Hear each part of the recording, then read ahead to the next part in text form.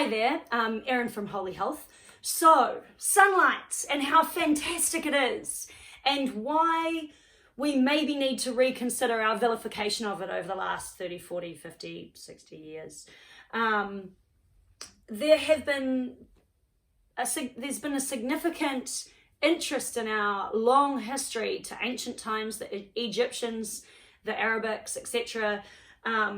Looked very much at how light and sunlight was good for our health. There's even mention by Florence Nightingale in her writings about how patients get better in hospital rooms that have sunlight exposure. So when we think about avoiding the sun and putting on sunscreen every 5 minutes and how we behave with light, I think we really need to consider why we're in the situation we're in, where our skin doesn't seem to behave the way we think it should in sun. We do need to consider how we burn in the sun. And we also maybe need to consider how we behave with light outside of suntime hours. So that is your cell phone, your computer, your light fittings in your house, or your light bulbs in your house, and how much blue light you're being exposed to without the full sun spectrum of lights. So this also happens in your office. So the reason I think this is important is because as we have seen our move from living in natural light to moving in to living in artificial light and not being in the sun in the day. So as the Industrial Revolution took us out of the farms and put us in factories and then eventually in offices, what we have seen an increase or a rise of is chronic disease. Now, we could claim that these were purely coincidental, that these things have risen as a whole lot of other factors have come into play. But it is interesting, some of the studies that have been done with relation to chronic disease and sunlight exposure. It's also interesting to see, if we look at the science behind this incredible organ we have called skin, that's quite unique to any other animal that lives on this planet, especially when we're one of the few animals that doesn't create our own vitamin D, that actually this relatively hairless organ that we have here is actually very clever and interacts with light very cleverly and very much needs it. So is it possible that our withdrawal from sunlight and from natural circadian rhythms as dictated by the rise and the fall of the sun, and then the introduction of blue light through cell phones and light bulbs and TVs, etc., could actually have contributed to the decline in our health? And of course, at a time that we're in right now, this is very important to us. What affects our immune system? So what we can see is a rise in chronic disease. If we added in certain diseases, and it has been discussed as to whether cancer is actually an autoimmune disease, but if we add in certain chronic diseases into the autoimmune category, we find that what is, I think 1 in 5 people, or it actually becomes 1 in every 2 people is suffering from autoimmune dysfunction. 1 in every 2 seems a little odd, really. Like, I don't feel that, given the way our body generally wants to work to homeostasis or wants to work to its middle ground and be healthy, that half of us should be suffering from autoimmune dysfunction. So, is it possible that the way we now behave with light has contributed to A, chronic disease, and B, a significant rise in autoimmune problems and immune dysfunction? And I think it's worth a look. And I definitely think that the evidence stacks up that the way your body receives sunlight and tunes to sunlight needs to be developed as part of your daily tuning. So I guess this video is all about tuning your body or finding your hum with daylight. So what we see with the interplay of our skin and light and sunlight is that this is how we synthesize vitamin D. And we don't make our own without sunlight. We can supplement with it, but it's not as good as creating our own, as is often the case with many things we can supplement with, but are actually something that are often synthesized or created in the body and the various different organs, etc. in the process of this vitamin D synthesis, that different skin types have developed, whether they're closer or further away from the equator, to adjust to how much sunlight they get, which is super interesting, don't you think?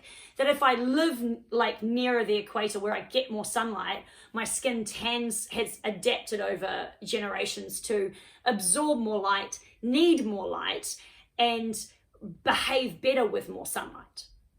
If I live further from the equator and I'm of a paler skin, I need less sun and am able to synthesize more vitamin D with less sunlight. And this can be seen in the very extreme effects of albinos who can't really be in the sun actually do make their own vitamin D. It should be noted at this point that some of the melanoma research that was carried out on white albino mice is probably not as relevant to us as we may have once thought, because one, they were albino, which of course doesn't really apply to someone who's very dark skinned, and two, it was a mouse with fur, and we quite deliberately don't have fur so that we have this light interplay with our skin. So that's one factor, vitamin D. If we look at vitamin D deficiency, we have over 1 billion people on this earth that are vitamin D deficient. And that's just not just falling below recommended levels of vitamin D in the blood. That's actually properly deficient to the point where it's affecting their health. In the US, I think more recent figures show up to 40% of people having issues with actual deficiency. In New Zealand, we have some old numbers I found that were from 2008, 2009, showing 5% of the population being deficient, but add on to that 27% that actually had lower than recommended levels in their bloodstream. So vitamin D deficiency is an issue, and more sunlight may actually help you there. When you are supplementing with vitamin D or are looking to boost your levels of vitamin D, I think it's important to note that sulfur, which has been jeopardized by how we have used Roundup or glyphosate to grow vegetables, has been significantly depleted in our systems as well. And you need sulfur in order for vitamin D to process through the liver. So it's quite important that if you are trying to fight a vitamin D deficiency or are supplementing with vitamin D, one, vitamin D needs to be in balance with K2. So it's good to look for a vitamin D that's got a K2 in it, or to be taking K2 in other supplements or other food groups. I take Good Green Stuff, which is a mashup of different greens, and that happens to be K2 rich. But also I want to supplement with sulfur because I need that sulfur to get it through my liver. And otherwise I'm still going to look like I'm vitamin D deficient. So I use MSM. I also soak in Epsom salts baths, and Epsom salts baths also help raise your sulfur. So vitamin D synthesis, super important. Moving right along, sleep disorders. Sleep disorders are actually a problem that I deal with a lot with my clients. And in the chronically diseased, I find that if I'm measuring how deep someone is sleeping, those who've really suffered with chronic disease and autoimmune disorders often don't deep sleep very well. So they don't cycle well through their sleep. What you can supplement with in order to increase this is melatonin. In New Zealand, melatonin is something that is restricted, and you can still get supplements such as tart cherry in order to boost your melatonin levels. It's a natural form of it, or you can have it prescribed by the doctor. But actually, you can go in the sun, and the sun will help the synthesis of melatonin. Now, it's not just important for sleep, and sleep's not just important for rest, recovery, repair, and your whole parasympathetic nervous system that helps bring you back to homeostasis. Melatonin is also, it's the super hormone. It's such an important hormone for anti-aging, for detoxing your body, and it makes pretty much everything better. So for those people that are trying to recover from anything, melatonin becomes this super crucial thing. Now, vitamin D is super important for your immune system health. Both of these things are synthesized or encouraged in your body through sunlight and sunlight skin exposure. Now, well, that's all well and good. we can go out in the sunlight, slap on our sunscreen and still get some exposure. Actually, there are multiple problems with sunscreen, including the fact that many of the chemicals in sunscreen have been studied and proven to be carcinogenic. So why would you put something carcinogenic on your skin in order to prevent cancer of any kind? That's counterintuitive completely. But not only that, what most sunscreens do is they block UVB rays. Now, UVB in particular is responsible for this vitamin D synthesis. And UVA rays, which are not blocked by most sunscreens, actually are not responsible for this vitamin D synthesis. What they are responsible for is destroying vitamin D. So we're blocking out UVB and we're letting in UVA.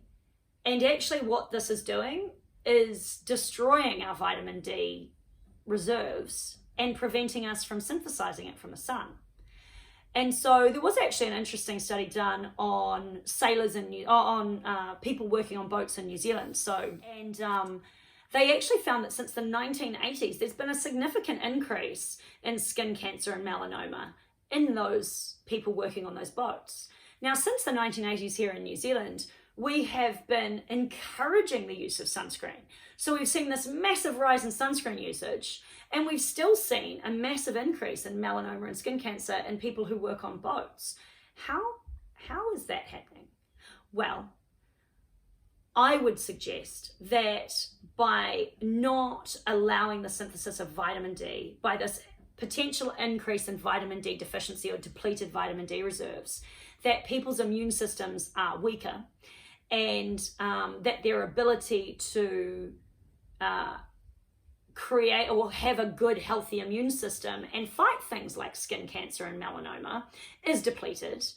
And then you add into that potentially the carcinogenic effects of some of the chemicals that are in some of those sunscreens, and maybe we have more of a problem. There are, of course, other things that may come into that, but that's just one theory. So sunscreen, maybe not so good. So some people might ask me, well, what do you do when you go in the sun? And I'm a big proponent of the sun, obviously. And I'm very careful with the sun. I'm not particularly dark skinned, but I do tan. So I deliberately start going in the sun as soon as I can as summer comes in, because I love it.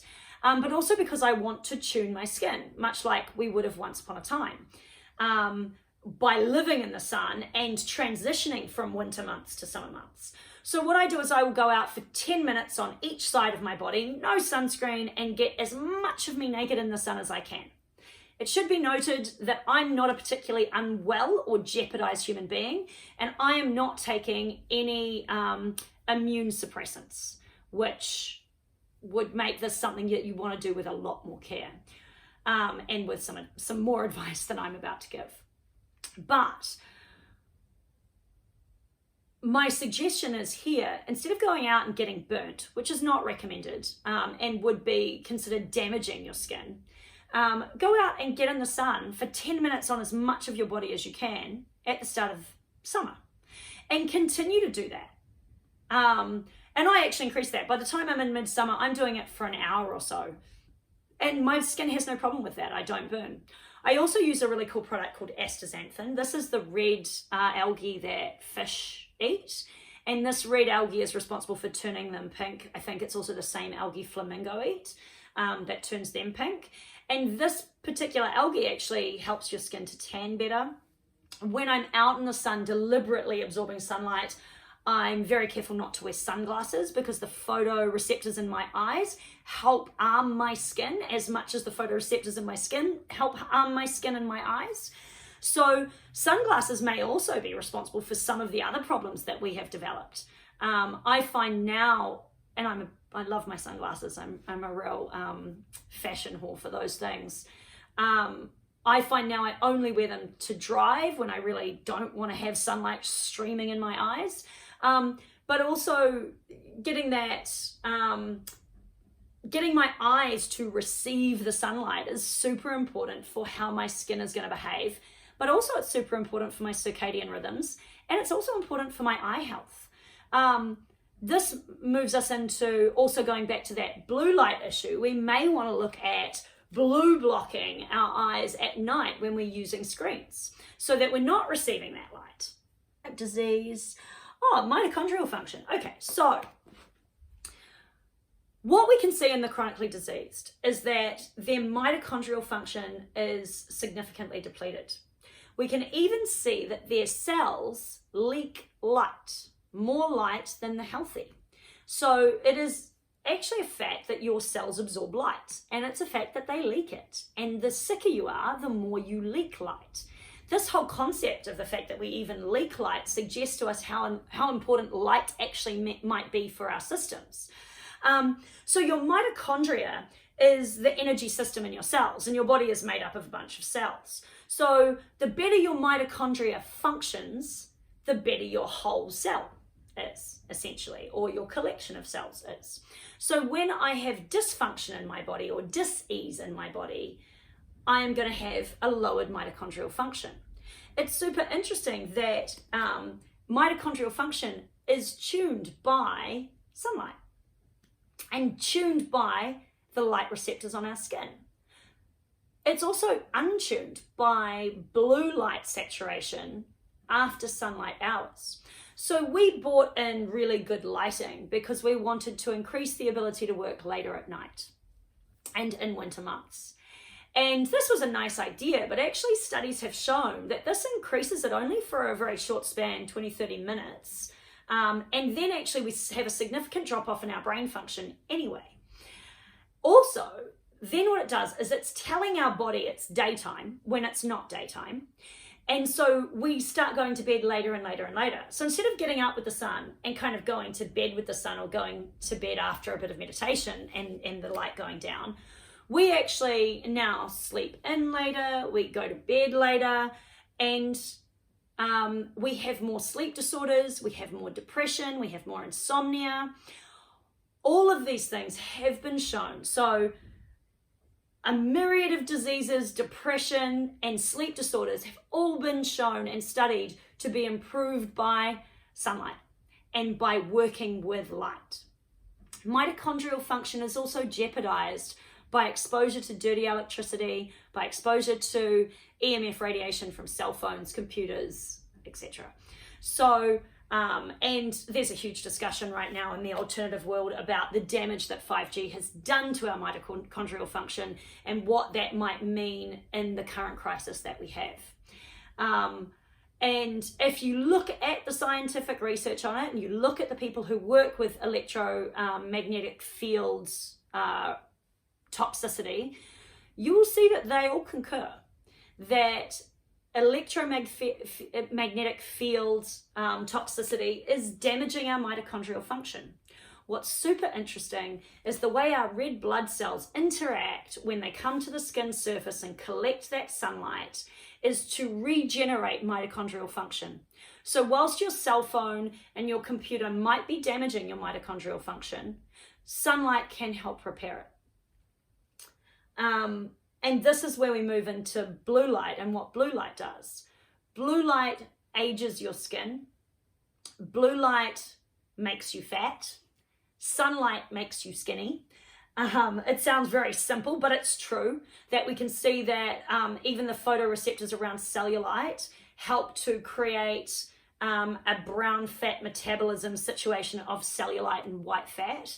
So it is actually true that it's easier to be skinny when you live in a hot country, and it's not just because you're eating differently, actually, or you're more active. It's actually because you're getting sunlight on your skin and on those photoreceptors.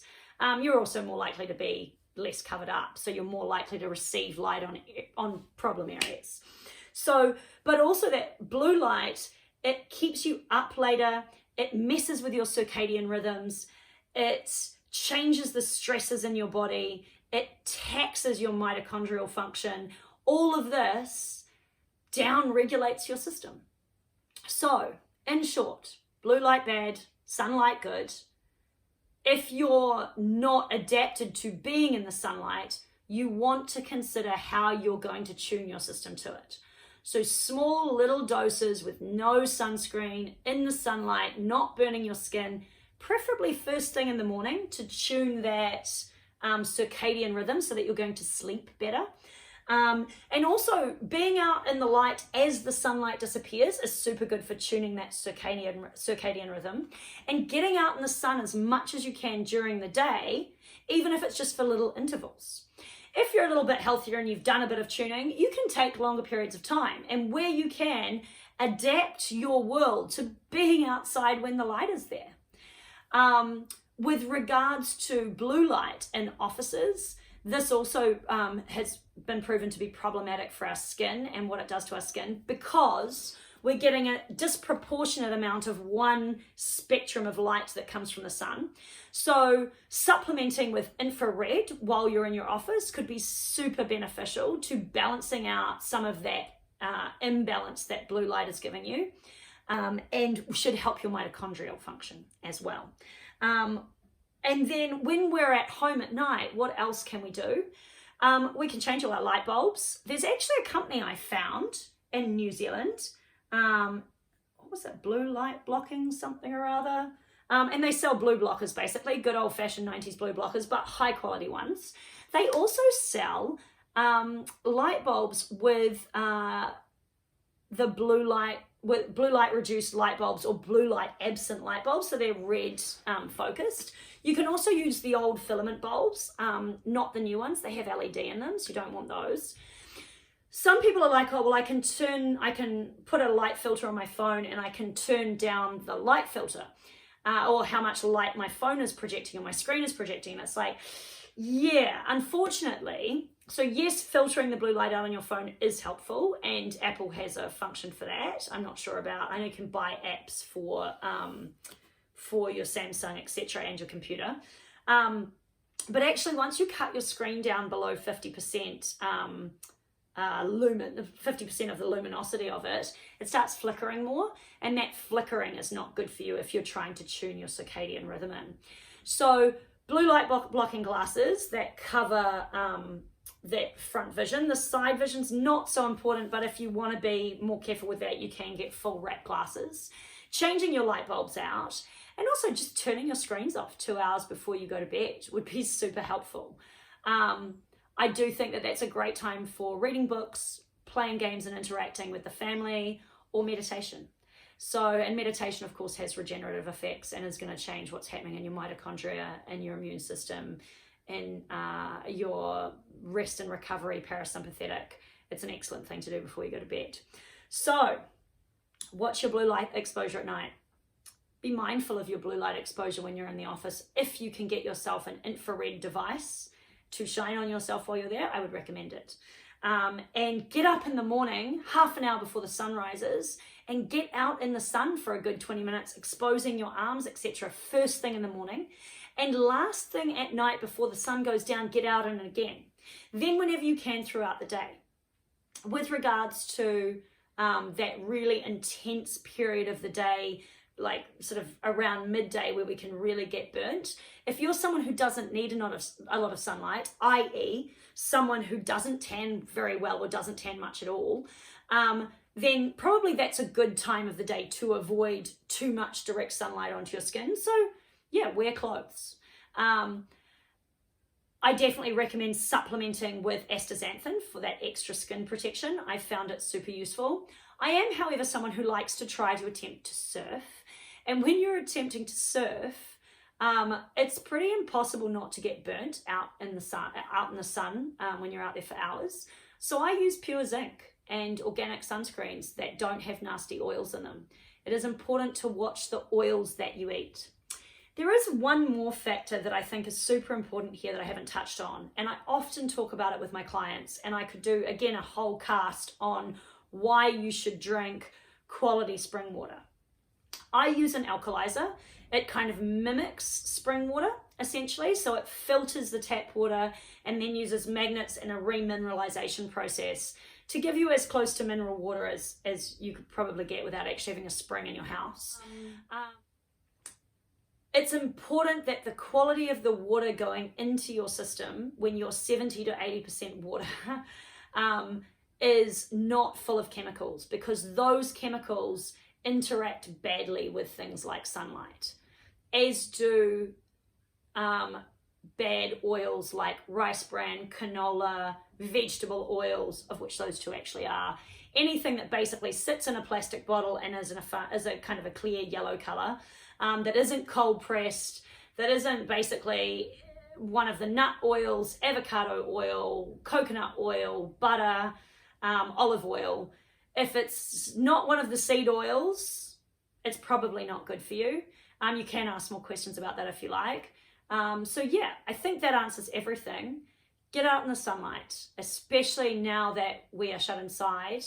Take advantage of this opportunity to retune your system and develop some good habits for when we go back to work, and be mindful of the fact that it may be sunlight or the absence of that has been the decline in some of our immunity or our immune function. Have a great day. Enjoy. Ask me any questions you like. Please make requests for what you want to hear about, and go tune yourself or find your hum. One more quick thing. Don't forget to like and subscribe. So make sure you've gone through to my YouTube channel if you haven't already. It helps me to know that I should keep producing videos if people are out there liking and clicking through and subscribing to my channel. And also, again, make any comments you like. Thanks very much.